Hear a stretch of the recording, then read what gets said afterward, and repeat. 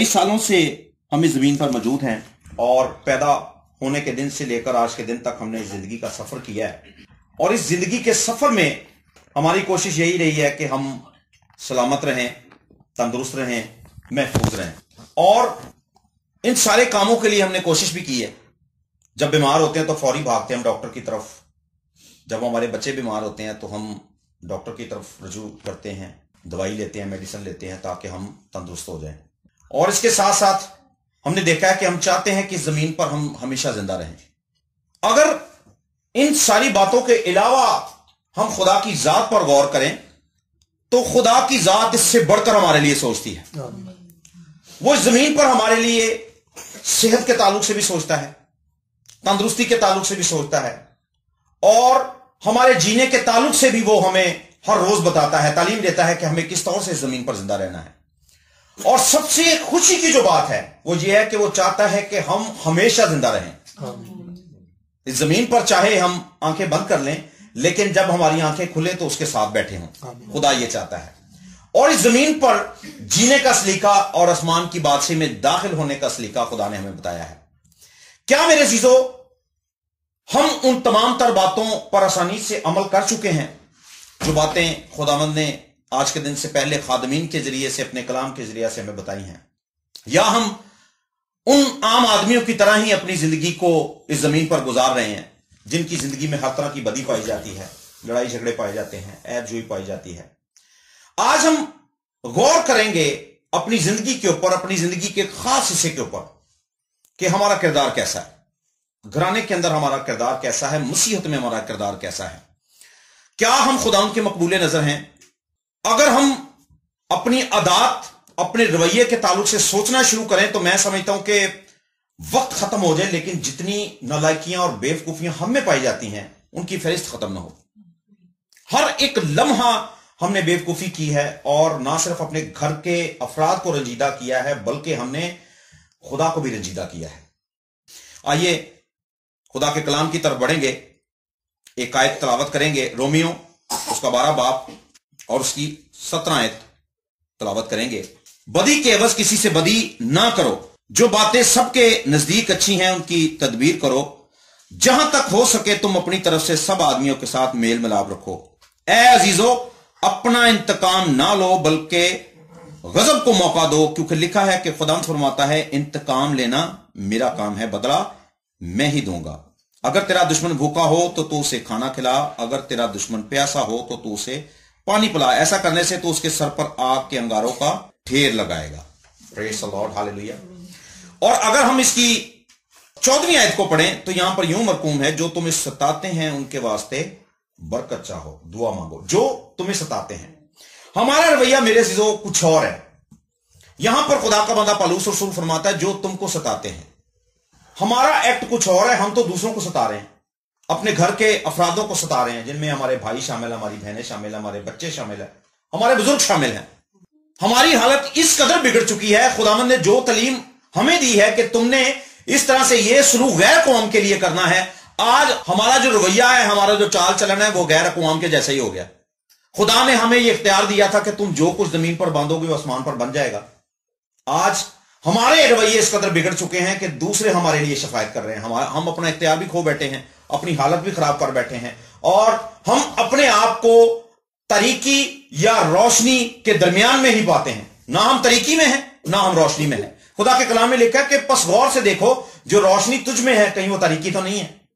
हम समझते हैं कि शायद हम ईमानदार हैं, हम समझते हैं हम खुदा के बेटे और बेटियां हैं, लेकिन हमारी जिंदगी का जो गुजर बसर है वो आम इंसानों की तरह है। हर वक्त लड़ाई झगड़ा। हमें पता है कि जमीन पर रहते हुए बहुत से लोग हमारे मुखालिफ हैं, गैर कौम के लोग भी हमारे मुखालिफ हैं, आस पड़ोस के लोग भी हमारे मुखालिफ होंगे। और अगर आप ईमानदारों की जिंदगी गुजार रहे हैं, मेरे अज़ीज़ों याद रखिए, कोई भी आपको दुख देगा तो हमने सबसे पहले उस तालीम को फॉलो करना है जो खुदा के बंदा पौलुस रसूल ने खुदावंद की रहनुमाई से हम तक पहुंचाई है। दूसरों के लिए हमने क्या करना है? बरकत चाहनी है। हम हमेशा दूसरों के लिए लानत ही करते रहते हैं।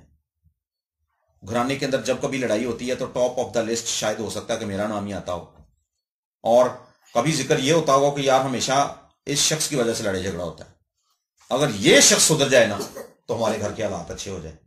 तो देखना यह है कि क्या वो शख्स मैं तो नहीं हूं। खुदा ईमानदारों को माफी की तालीम दे रहा है। सुलह की तालीम दे रहा है। यसुम सी जमीन पर सुलह का पैगाम लेकर आए हैं।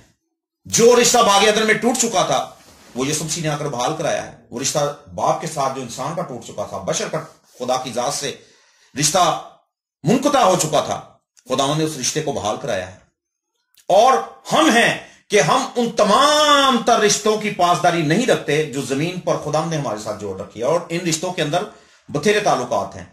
एक शख्स का हजारों लोगों के साथ ताल्लुक है। वो आपके दोस्त हो सकते हैं, वो आपकी बहनें हो सकती हैं, वो आपके भाई हो सकते हैं, वो आपके वालिदैन हो सकते हैं, वो आपके बच्चे हो सकते हैं, वो आपके पड़ोसी हो सकते हैं। हर रिश्ते के ताल्लुक से खुदा ने अलग अलग तालीम दे रखी है। पड़ोसी के ताल्लुक से खुदा ने अलग तालीम दी है। अपने मुल्क के लोगों के लिए, गैर अक़वाम के लोगों के लिए खुदा ने अलग तालीम दी है। खुदा ने आपके बहन और भाइयों के लिए अलग तालीम दे रखी है। खुदा चाहता है कि आपकी जिंदगी के अंदर बिगाड़ नजर ना आए। जब अबलीस आपकी जिंदगी पर नजर करे तो वो फख्र से सर ना उठाए, उसका सर शर्मिंदा हो, वो झुके। खुदा ने अबलीस से कहा कि क्या तूने मेरे बंदा के यूब के हाल पर कुछ गौर किया? उसकी माने जमीन पर कोई रास्तबाज नहीं है। और जब कभी अबलीस मेरे और आपके ताल्लुक से खुदा के हजूर हाजिर होता है तो क्या वो कहता नहीं होगा ये तो ईमानदारों का घराना है, लेकिन खुदा ने तूने देखा इनके घर से तो किचकिच और बकबक खत्म ही नहीं होती। तेरे खून की बाढ़ भी यहां पर मौजूद है, तेरी कुदरत भी यहां पर मौजूद है, लेकिन इनके रवैये में कोई फर्क नहीं आया। हमारे किरदार तो ऐसे हैं, हर वक्त गलत प्लानिंग, हर वक्त लड़ाई झगड़े के ताल्लुक से सोचते रहते हैं, बदतमीजी, जुबान के अंदर मोहब्बत नहीं है, मिठास नहीं है। और इस कदर हमारे दिलों की जमीन सख्त हो चुकी है कि नसीहत हम पर असर नहीं करती। और नसीहत की बातें जब भी हम सुनते हैं हम उन पर अमल नहीं करते। यहां पर लिखा है कि जहां तक हो सके सब आदमियों के साथ मेल मिलाप रखो। हम है कि सब आदमियों की जगह अपने ही घराने के लोगों से मेल मिलाप रखना पसंद नहीं करते। भाई बहन के साथ मोहब्बत नहीं करता, बहनें भाइयों के साथ मोहब्बत नहीं करती, बेटे वालदैन के साथ मोहब्बत नहीं करते, वालदैन बच्चों के साथ मोहब्बत नहीं करते। अजीब सी एक कश्मकश पैदा हुई है। और हर शख्स जो है वो गलत फहमी का शिकार है कि शायद मैं राइट पे हूं। जिस तरह अभी भाई ने बताया कि हर शख्स दूसरे पर इल्जाम देता है, कोई भी शख्स अपनी गलती को नहीं मानता। अगर कोई शख्स अपनी गलती को तस्लीम कर ले तो लड़ाई झगड़े का सवाल ही पैदा नहीं होता। हम है कि अपनी गलती को तस्लीम ही नहीं करते, बल्कि हम अपना इंतकाम लेते हैं, हर शख्स से इंतकाम लेते हैं। अगर कोई गैर कौम में हमारे खिलाफ कोई भी बात करे हम उससे अपना पूरा बदला लेते हैं। इंतकाम लेना मेरे अजीजों हमारा काम नहीं है, इंतकाम लेना खुदा का काम है। जब आप इंतकाम लेते हैं तो आप खुदा के हिस्से का काम कर रहे होते हैं, क्योंकि खुदा कहता है इंतकाम लेना तो मेरा काम है। जब लाजर को जिंदा करना था तो यसुम सी ने क्या फरमाया? उसने कहा पत्थर को हटाओ। पत्थर यसुम सी ने नहीं हटाया था, पत्थर लोगों ने हटाया था। तो लाजर को लोगों ने जिंदा नहीं किया, लाजर को यसुम सी ने जिंदा किया था।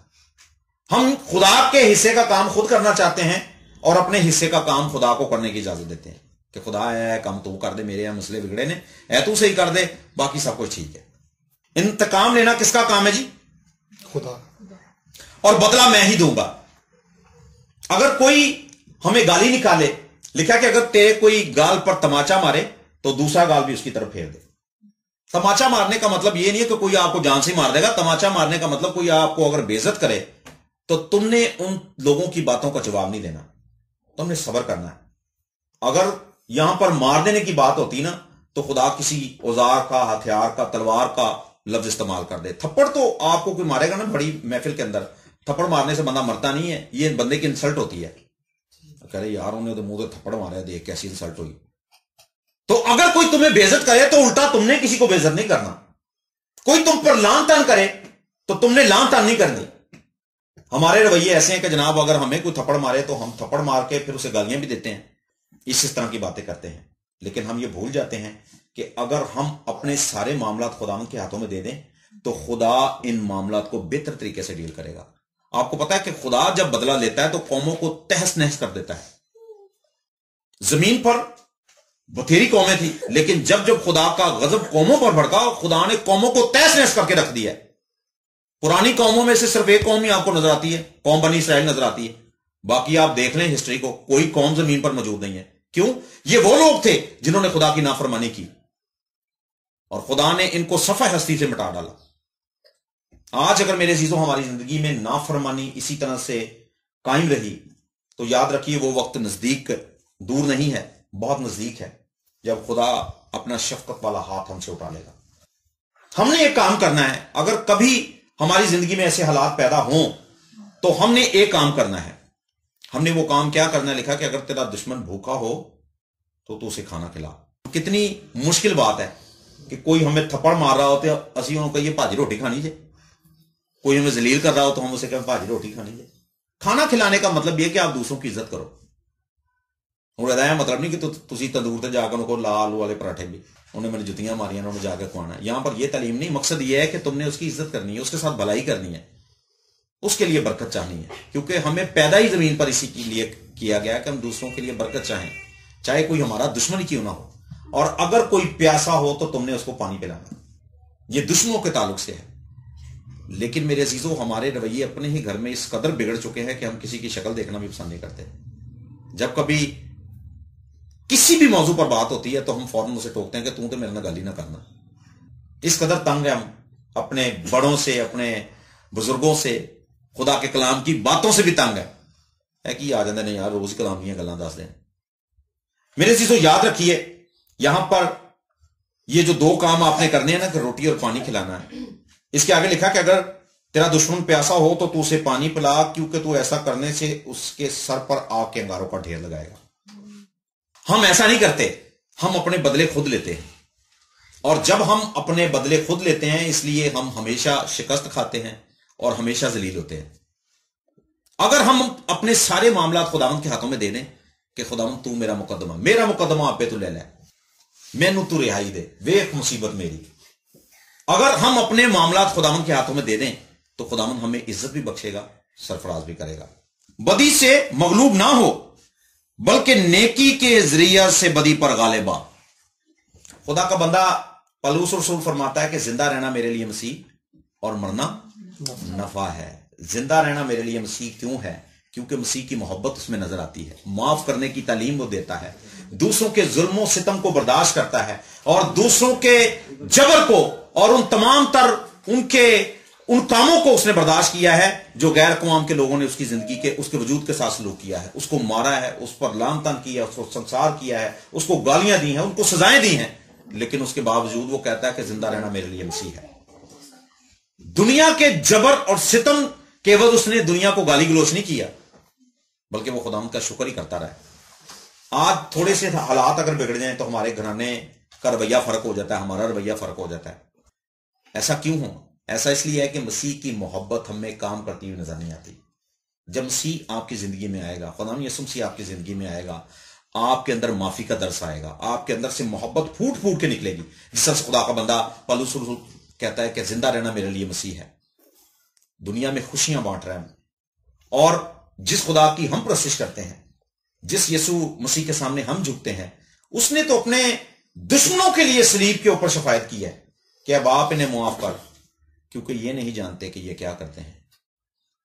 آئیے میرے عزیزوں, اپنی آنکھوں کو بند کریں, اپنے سروں کو جھکائیں اور اپنے آپ کو خدا کے حضور پیش کریں, التجا کریں, اپنے بگڑے ہوئے رویے کو خدا کے سامنے رکھیں, اسے پکاریں. اگر ہم میں اخلاق کی کمی ہے تو آئیے اپنے آپ کو خدا کے سامنے رکھیں. اگر ہمارے کان نصیحت کو سننا نہیں چاہتے تو اپنے کانوں کو خدا کے سامنے رکھیے. اگر آپ ان باتوں پر عمل نہیں کر پا رہے جو باتیں پہلے ہدایت کے طور پر آپ کو اور مجھے سنا دی گئی ہیں, آئیے ان باتوں کو خدا کے سامنے رکھیں. جہاں جہاں ہم کمزور ہیں آئیے خدا کو دعوت دیں تاکہ وہ ہمیں زور بخشے. اپنی زبان کو, اپنی آنکھوں کو, اپنے کانوں کو, اپنے ہاتھوں کو, اپنے وجود کے ایک ایک حصے کو خدا کے حضور پیش کر دیجئے. وہ آپ کو اس لائق بنائے گا کہ آپ اس زمین پر دوسروں کے لیے باعث برکت ہوں.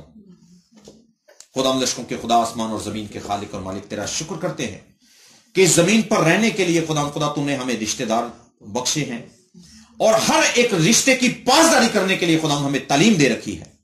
ہم تیرا شکر کرتے ہیں کہ تو چاہتا ہے تو خداوند اپنے ان تمام بیٹے اور بیٹیوں کو اپنے ساتھ بٹھائے, اور تیری یہ کامل مرضی خداوند اس گھرانے میں, میری زندگی میں, بھائی داؤد کی زندگی میں پوری ہو. خدا اے قادر مطلق خدا, تیری منت کرتے ہیں کہ آج کا کلام 100 کا 100 گنا پھل لائے. اس گھرانے کی رکی ہوئی دعائیں خدا تیرے حضور مقبول فرمائی جائیں, اور یہ تمام تر جو مناجاتیں خدا تیرے حضور پیش کی گئی ہیں, بچوں کے تعلق سے, بڑوں کے تعلق سے, خدا اس گھرانے کے تعلق سے, خدا تو ان دعاؤں کو جانتا ہے جو شب و روز یہ گھرانہ دعائیں جو تیرے حضور مانگتا ہے خدا تو ان کی دعاؤں کا جواب دے، ان بچوں کو برکت دے، سرفرازی دے خدا، اور ان بگڑے ہوئے حالاتوں میں خدا تو اس گھرانے کے ہر ایک فرد کو سلامتی بخش خدا، ہر طرح کی وباؤں سے بلاؤں سے خدا تو محفوظ رکھ خدا، کیونکہ جب تک تو نہ چاہے ہم محفوظ نہیں ہو سکتے۔ رحم کر خدا، تیرے بیٹے اپنے خدا یسوع مسیح ناصری کے نام سے، آمین۔